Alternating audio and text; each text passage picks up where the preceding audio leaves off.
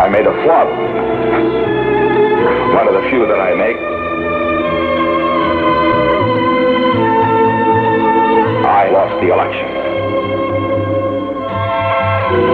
I lost the election. I lost the election.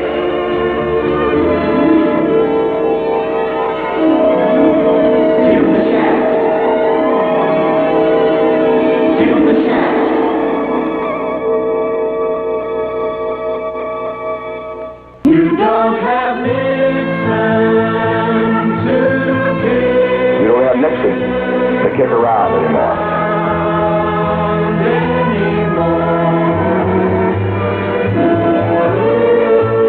My plans are to go home.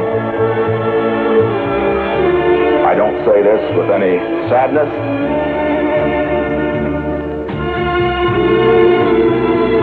I made a flub. I made a flub.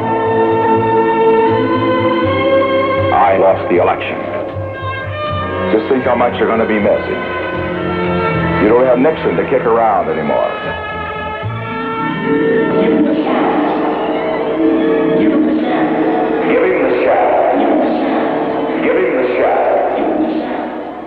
Give him the shaft. My plans? My plans are to go home. Go home I did. Let me begin by saying to you that as I was listening to that, I was recalling the last program I did before I left here in late July. By the way, it's 23 minutes after 8 o'clock. And I recall saying to you at that time, I was not leaving for vacation at the time, I was leaving to take some time to produce the program, which turned out to be the last, what was called at this point in time, the last Nixon program, a 4-hour whatever, extravaganza with chorus line, musical stars, and all these people coming out and lip-syncing their parts. No, a 4.5-hour documentary about the last 17 days of the Nixon administration. And when I left, I guess I didn't give a very clear description of what I was going to do, because a lot of people expected, a great deal of humor, and there was a great deal of humor in it, although not unintentional humor, I would assume. Although sometimes I think the whole thing was planned as a great joke. And I said at the time that I thought perhaps that working on the program would finally cure my obsession, and that it would bring me back full circle, and I would no longer need to give him the shaft. However, I found, oddly enough, that I had the opposite reaction, that being thrown intensely, along with my co-producer Richard Barr, into the production of this program, and listening to Nixon, and listening to the Judiciary Committee, and listening to the tapes of the events of those 17 days, made me realize, yes, again, because after a time you lose sight sometimes of your goal and of your purpose, and of the justification for doing things. You get so caught up in the act, you can't see the forest for the trees, as the old saying goes.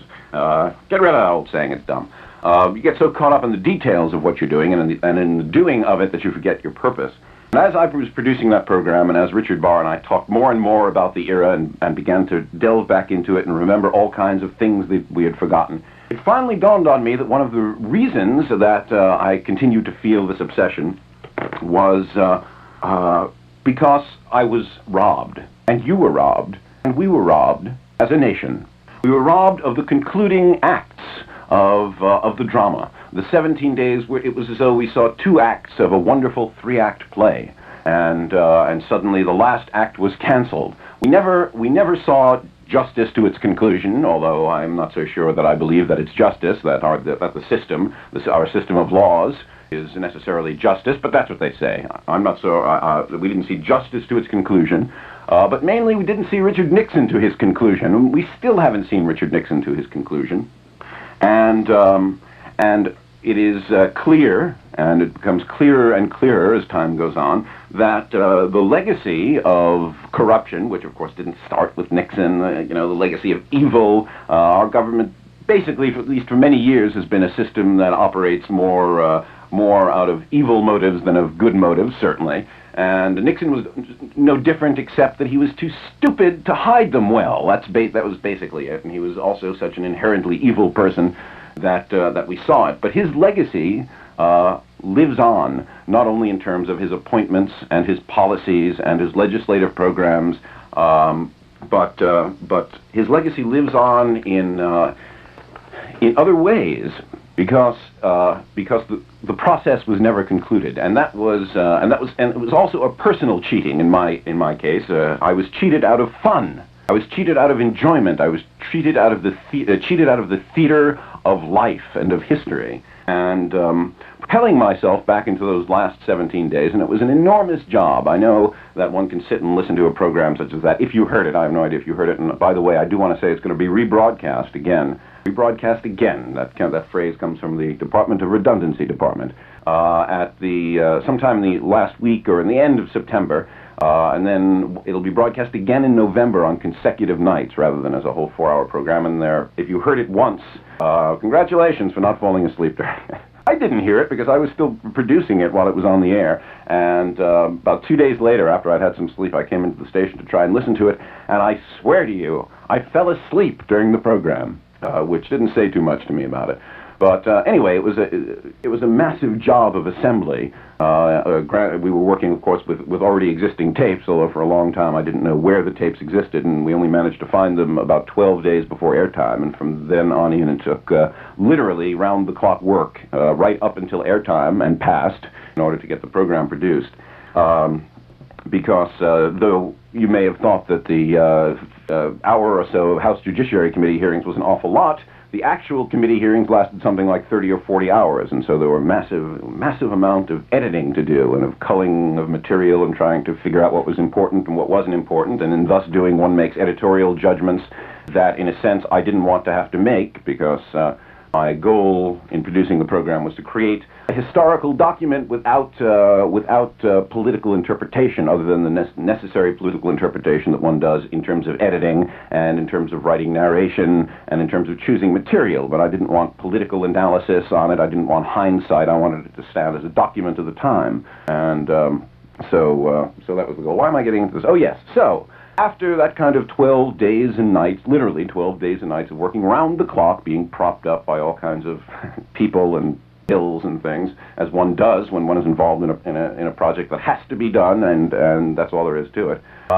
You would have thought that I would have worked out this obsession, but no, it grew greater and greater and greater. And I remember saying to you on the last program that may have been the last segment of Give Him the Shaft for all time, because I may finally work out my obsession. But no, the obsession grew deeper. It grew deeper and deeper and deeper until, at a certain point in time, I started speaking an entire different language, and unfortunately there was only one other person in the entire world who could speak that language, and that was the person who worked on me night and day through this whole thing, Richard Barr. We both began to speak, I would say, not Nixonese, but we began to speak 17 daisies, which sounds like a bunch of things you put in a particularly smelly toilet bowl to me. This is WBAI in New York City, speaking of particularly smelly toilet bowls.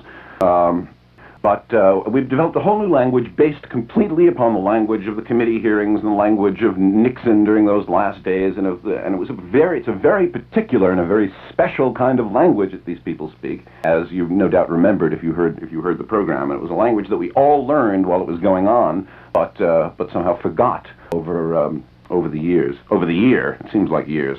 And also what we forgot was, to some extent, was the severity of the criminal acts committed by Nixon. And this is another reason why I feel this obsession is still necessary, that somebody must still be obsessed with this. Because history has already, and I've said this before, but I didn't really realize that it was entirely accurate, since I very rarely worry about whether what I say is accurate or not.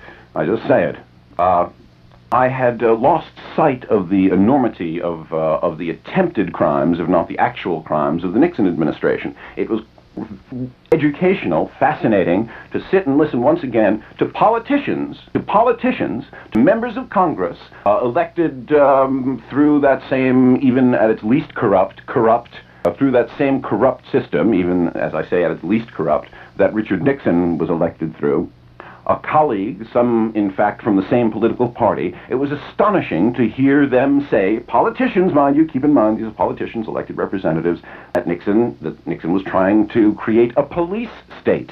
Now, you don't hear that kind of thing come out of the mouths of politicians about other politicians. And then to go on and document almost a concerted, coherent attempt at creating a police state. And that's how far it went. And in fact, that's how far it continues to go, only we just don't have Nixon to blame for it anymore, I think. But the entire process, which was a multi-layered process for me, the production of that program, brought me further and further and further into this obsession, so much so that when I left, I don't know if I said this, I started to say this, I wanted to say those of you who have heard the program already, there will be extensive changes in it by the time it reaches air the second time, because it was very last minute. We were still working on it at the last minute. There were certain compromises that had to be made. And so there will be extensive changes in it for those of you who haven't heard it. Hopefully it'll be a better program the second time. Can hardly help it be a better program the second time. Anyway, so there I was, finished with doing this incredible thing finally. And as you know, anytime you get wrapped up in a project that takes an extremely long time, you really become obsessed by it. And I could barely stop thinking about it for weeks afterward, even on my vacation. I want to read this, by the way. This is, you see, I still haven't gotten my sense of order back. Did I ever have a sense of order? Well, I'm not sure. Anyway, as you know, the testimony that Nixon gave at San Clemente in regard, in the case that he has brought to retain custody of his tapes and documents and things, that testimony was made public, and Paul McIsaac and a couple of other people around the station here, I guess it's Paul's idea, had the idea of taking that testimony, the complete testimony, of which we have a transcript here, and editing it down somewhat, and putting it on as a dramatic presentation, which we might just do. But some of the things said in the course of that testimony show us that nothing much has changed, that Richard Nixon is no less dangerous now than he was then, except that he is not in official power, although he may yet again be in some sort of official power. But somehow, sometimes I fear that his unofficial power is still a presence, not only through his appointees, not only through his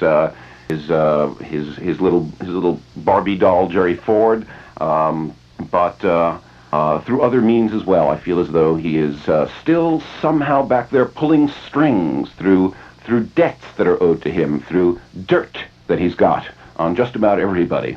Anyway, just a few excerpts here from that testimony, which gives you an idea of the Nixon mind, which we all knew very well, or thought we knew very well a year ago, and maybe we have forgotten the Nixon mind. Maybe we have forgotten the incredible ability of Nixon's mind to view things in a way that seems so outrageous, so illogical. It's kind of like a parent-child thing. It's kind of like parent knows that kid has played hooky from school, and the kid comes home and the parent confronts him or her, I'm just thinking out loud here, not doing a very good job of it, and says, "Where were you? Or why did you play hooky from school?" And the kid says, "Well, I played hooky from school because," and he goes on and makes a very big, long, kind of a lie that is so outrageous, the kind of the lie that every sort of child lies in his formative years, in his childhood years, and that every single parent knows about because every single parent has told the lie as a child, you see.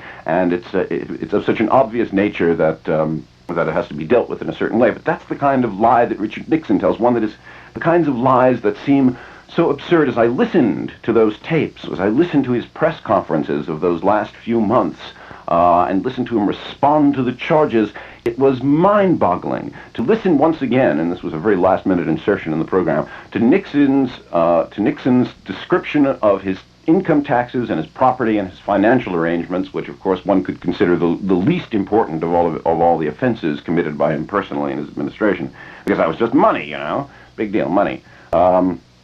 Everything else was for our lives. Anyway, to listen to his explanation of that is mind-boggling. Nobody could possibly believe any of that. The justifications are wild, outrageous, and they come from a mind that is distorted. Comes from a mind that is distorted. Not somebody who's a liar, but from a mind that's distorted, has distorted the truth in its own world. At least that's my opinion. I don't see how anybody could consciously lie the way Nixon lied, or even the way Gerald Ford lies, for that matter, and believe what they say, or rather, and know they're lying, and know that what they're saying is not the truth, unless they do believe what they say is the truth. And so his state of mind continues. Now, it says here, former President Richard Nixon said in a court document filed Wednesday, it's getting late already, and I haven't even told you of my trip to San Clemente, which I must do, or I'll shoot myself.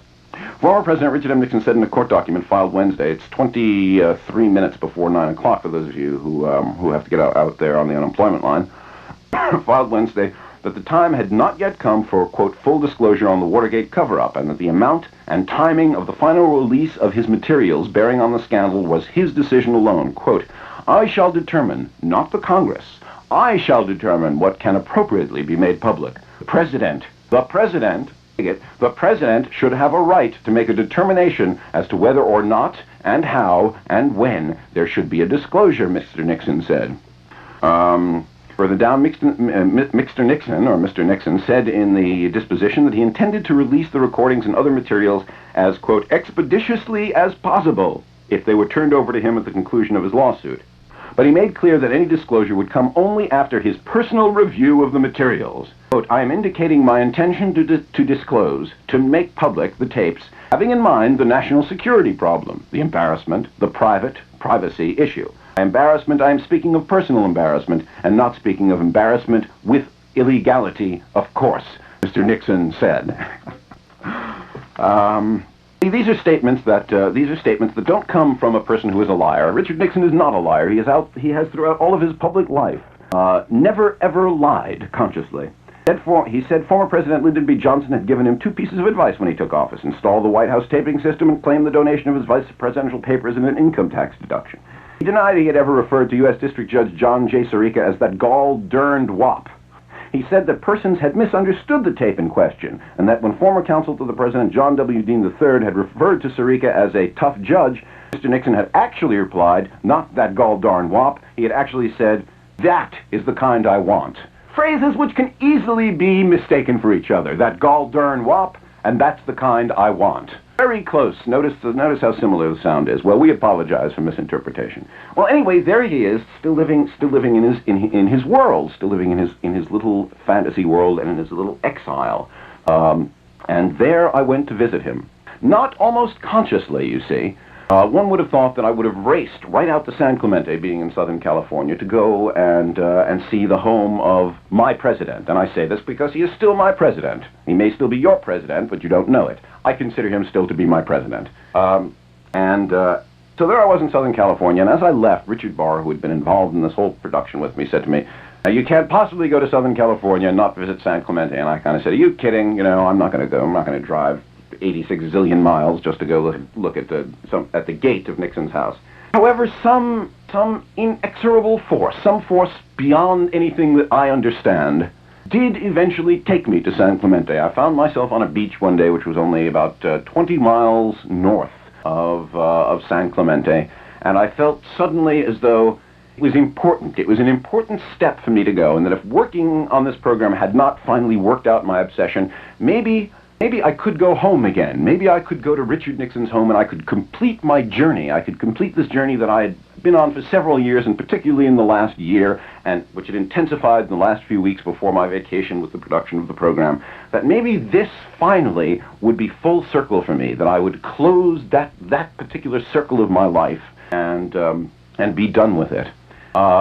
So this mysterious force took me down there, and it took me down there in a humorous sense, as well as a real sense, because that's basically mostly been my perspective on this thing. I have considered to continue to make fun of Nixon, and as I said, one often loses, in the course of getting involved in something, the original justification for doing it. Sometimes I don't remember even that I had a justification, because you get caught up in doing it. And this was an extension for me, a personal extension of my obsession and my need to continue to do this. And so therefore not terribly meaningful, except in a very abstract sense.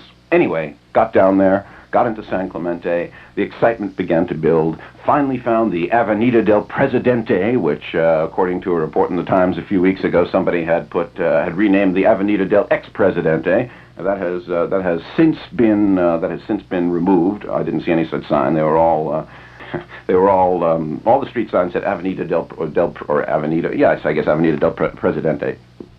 Drove down the avenue and finally came upon the gates of the estate of San Clemente, well guarded by security people, by National Guardsmen, Secret Service, with really no access to it at all, except we were told by getting into Camp Pendleton, which, as you know, is right adjacent to the Nixon property, and but they don't usually let civilians in there. However, we went and we tried to sweet-talk the Marine at the base to letting us in, and it was all very surrealistic, because there I was, right near Richard Nixon, right near San Clemente, right near this person that I had really become obsessed with, and particularly in the last few weeks before I got there, whose my entire life had become wrapped up in that period of time, more so than at any time in the last year. So much so that I'd never read a paper, and I literally was living in the period of 1974, July and August 1974, inside my head and everything. I knew nothing about what was going on in the outside world for a period of weeks.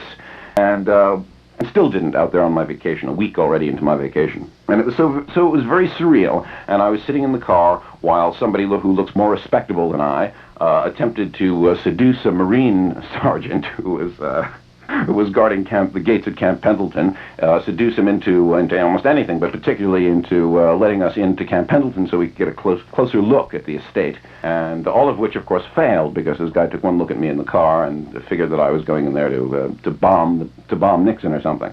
While this was all going on, I was listening to the radio, and there was a news story on, maybe the first news story I'd heard in weeks, because I hadn't been keeping up on anything, and it was a news story about how Ron Nesson had President Eisenhower-Fordner, as press secretary, about how difficult it was for the president to carry on a campaign because of what had happened with the previous president, that he was being too closely scrutinized and his every move was being looked at.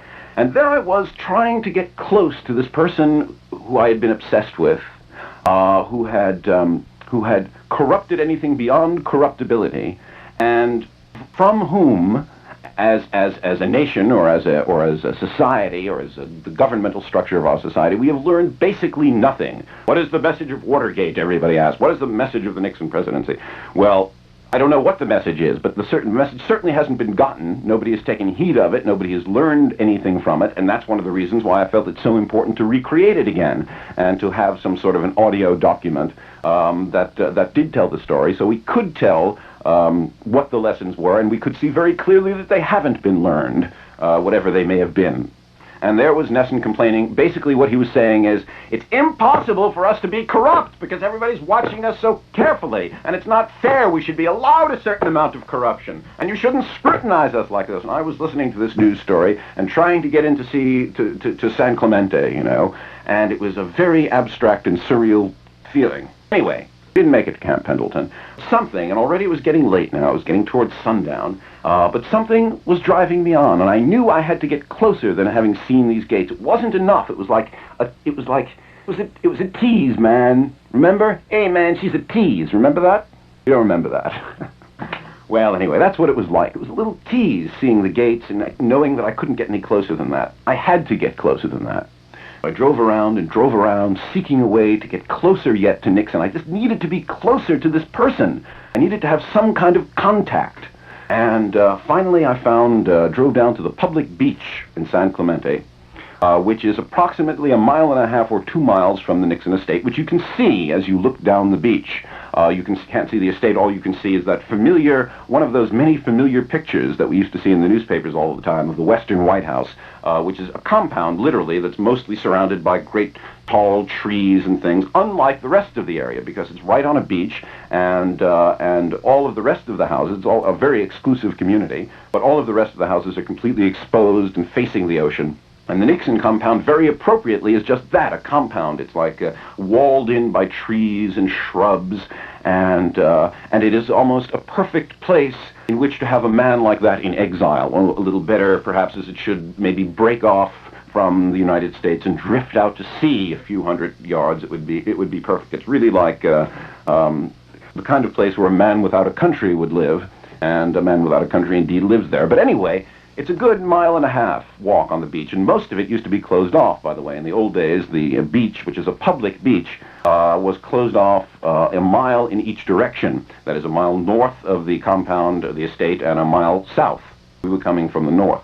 Well, I'm not one for walking around a lot, especially on the beach in the cold at sunset on an empty beach. And we were a good distance away even from the 1 mile marker, the 1 mile marker being what used to be a couple of gun towers, guard towers, and some barbed wire fences, which are still there, but they're kind of rusting and falling apart. from disuse, and it's now once again a public beach. Boy, time is running short. Okay, and this story is getting very boring. It started out boring, and it's getting more boring. But somehow I had to go. I knew I had to go no matter what. And so I began the walk down the beach, and I swear to you, it began to seem like the pilgrimage to Mecca to me. It was incredible. The beach was empty. It was a cool day, and as I say, the sun was setting. The sun was about 10 feet from the horizon or whatever, and it was getting very, very cool and windy out there on the beach, and the beaches were deserted. And there we were, myself and my close friend, my companion. We were walking down the beach together, and the compound was coming into sight, closer and closer and closer into sight, and a surge of excitement. There was a surge of excitement inside of me, a thrill as we got closer. Literally chills began to run up and down my spine, you know. And we approached close, and as we got closer and closer, there were fewer yet people on the beach. And by the time we approached within about a quarter of a mile of the compound, we were at a portion of the beach where there was nobody. There was not a single soul. It was completely empty. And there was the San Clemente estate, the pictures of which from this very angle we had seen so many times in newspapers for so many years and in so many magazines. It was, I don't know what it was like. It was like whatever you've seen pictures of great works of art. It was like seeing the Mona Lisa or whatever in the flesh, so to speak, after having seen nothing but pictures of it. There's something about the reality of it that gives you a chill, not to mention that it was about 12 degrees below zero. But there it came, larger and larger and larger it loomed. This picture that I'd only seen in fuzzy newsprint suddenly became, which had been hazy from 2 miles back at the beach. Suddenly, as we got closer and closer, the haze lifted. It became very clear, and as we got finally right up to it, we were able to see over the trees and into the actual house that you've occasionally seen pictures of, not very many pictures of, but we were able to see those large arched windows in the stucco Spanish-style house and the roof, the actual windows of the mansion itself. So that it could have been very possible that Richard Nixon might have been standing there at that window at that very time looking out over the ocean.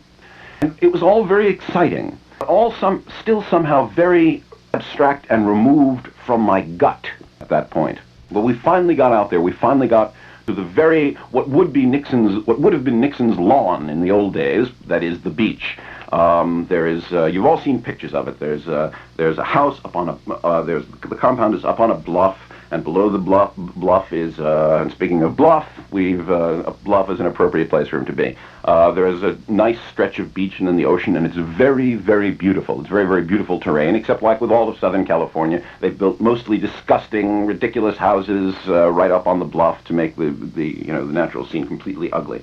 But anyway, there we were, sitting virtually on Nixon's front lawn, what would have been, while he was president, his front lawn, because all of that was private, and also the place where the most recent picture of him was snapped, you know, the picture of him taking a walk on the beach and shaking hands with the common folk and stuff like that.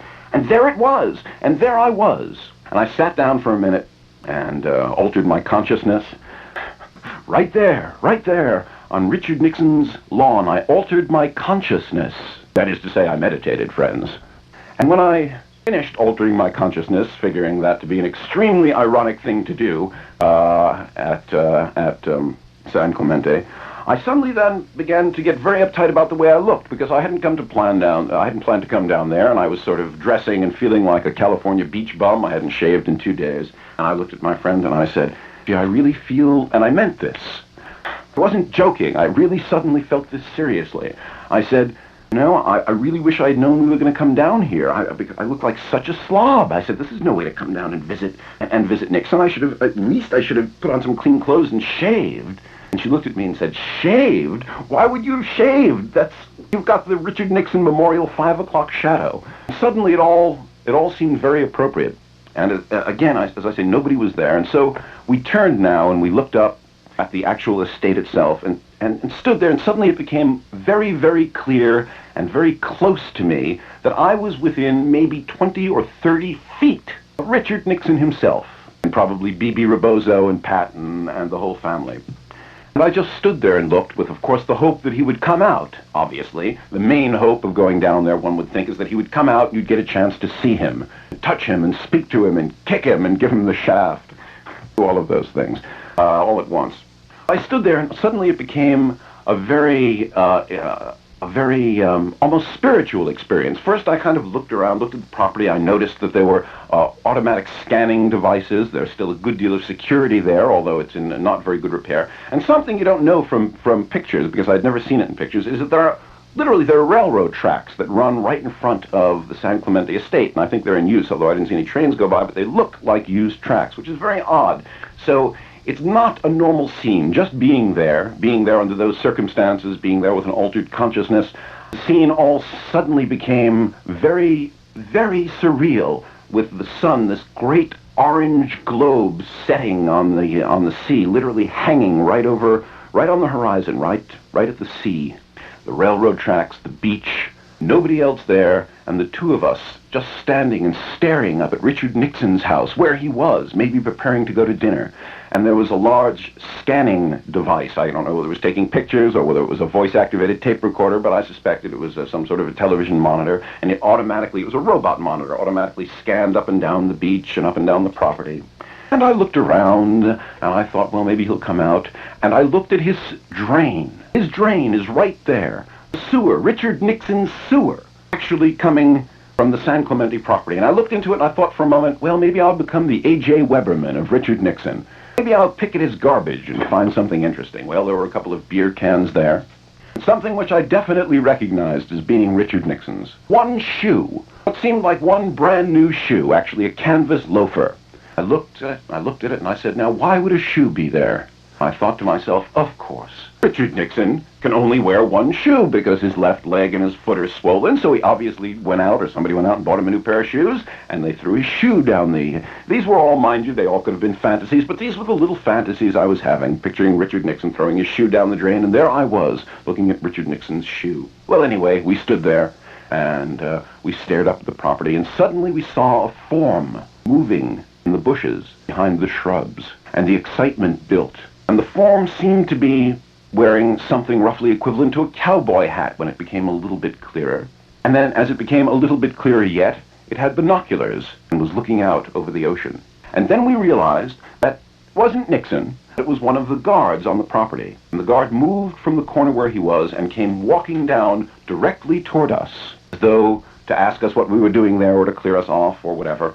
And he came down with his binoculars and looked right down at us and looked up and down the beach. And suddenly I began to have another fantasy. My fantasy now was that it was time for Richard Nixon and B.B. Rebozo's evening stroll on the beach, now that the beach was totally deserted and the sun was just about setting, and that if I stayed there just a little bit longer, or if I hid perhaps a little while, because this guy was obviously checking out to see if the coast was clear, soon Pat and Dick and King Timahoe and B.B. would all come walking out on the beach, and my fantasy would become a reality.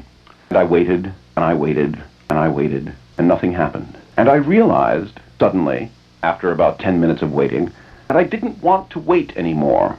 That even if he was coming out, I didn't want to wait anymore. Because I felt that things as they were, things as they had been, the visit as it turned out to be, the long trudge, the long pilgrimage down the beach, the emptiness of the beach, the very fact that Nixon hadn't come out for his stroll was perhaps just how it should have been.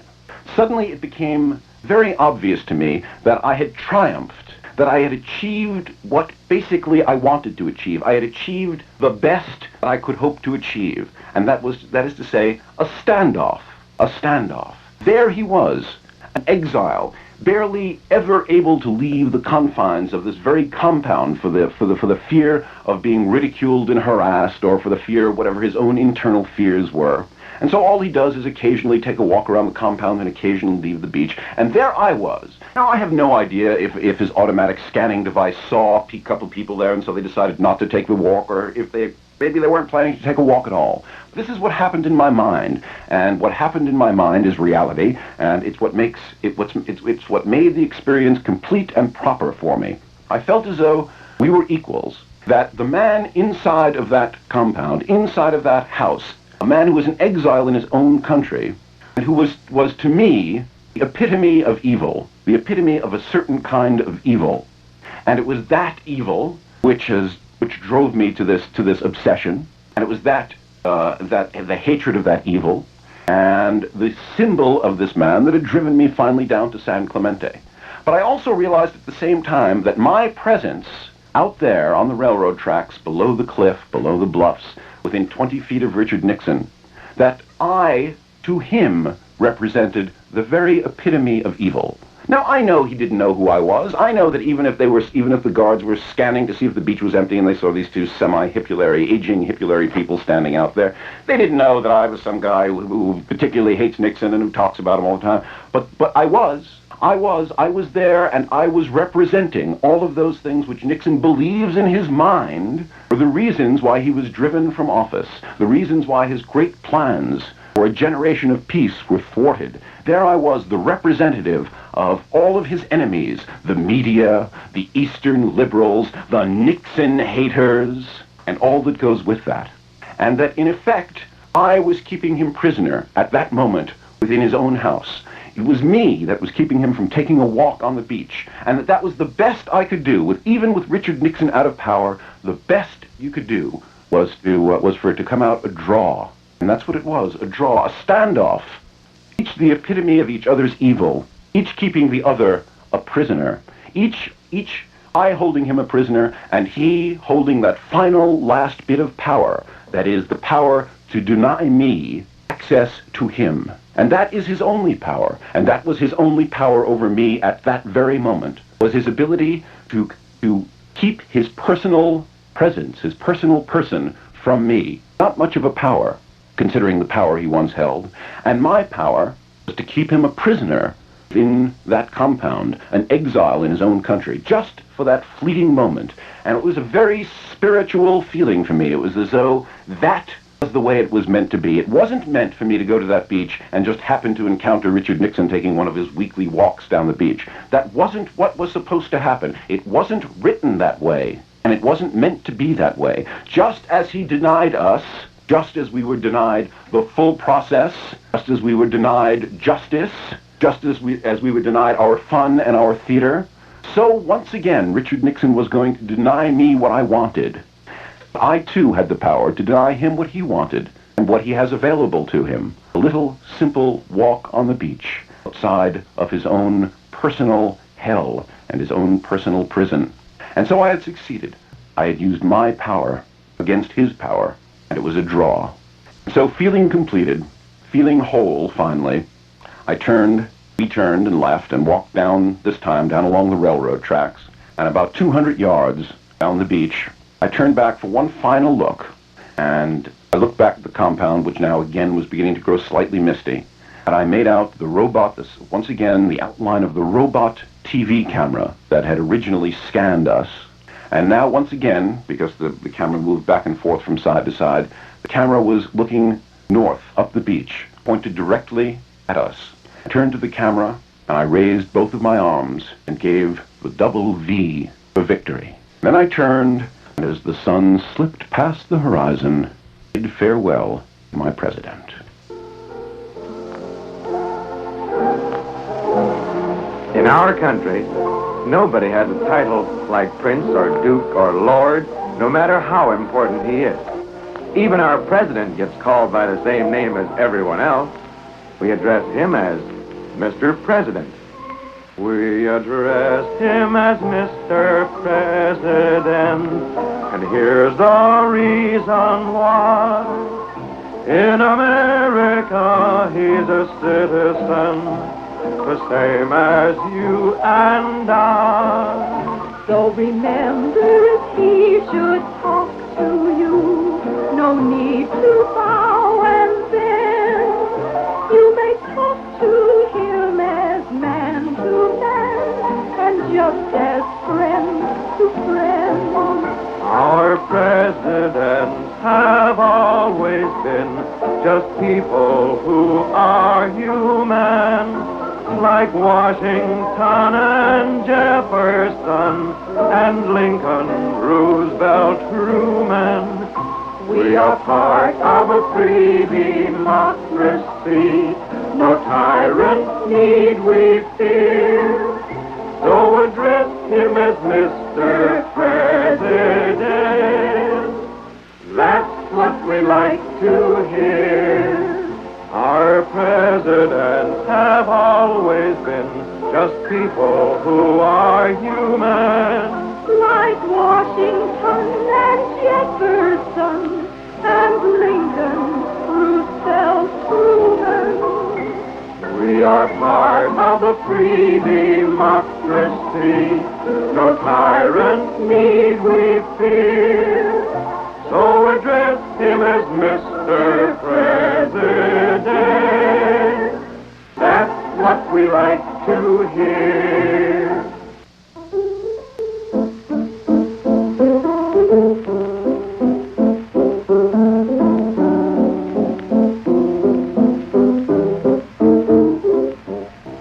Day is ending, birds are wending back to the shelter of each little nest they love. Night shades falling, lovebirds calling. What makes the world go round? Nothing but love. When whippoorwills call and evening is nigh, I hurry to my blue heaven. A turn to the right and a little white light will lead you to my new heaven. You'll see a smiling face, a fireplace, a cozy room, a little nest that's nestled where the roses bloom. Just Molly and me, and baby makes three. We're happy in my blue heaven. Moonbeams creeping, flowers sleeping under a starlit way, waiting another day. Time for resting, birds are nesting, resting their weary wings, tired from play. When whippoorwills call and evening is nigh, I hurry to my blue heaven. A turn to the right and a little white light will lead you to my blue heaven. You'll see a smiling face, a fireplace, a cozy room, and a little nest that's nestled. Well, I know I missed my cue a long time ago, but there were things to do, promises to keep, and miles to go before I sleep, although I may have gone the miles now, and I'm ready to go to sleep. This has been Room 101. I've been Steve Post. We're running very late. Thank you for bearing with me this morning, and glad to be back, and I'll see you next Wednesday. I hurry to my a turn to the right, and the little white light will lead you to my. Remember, never be petty. That's nestled where the roses bloom. Just Molly and me. The baby makes three.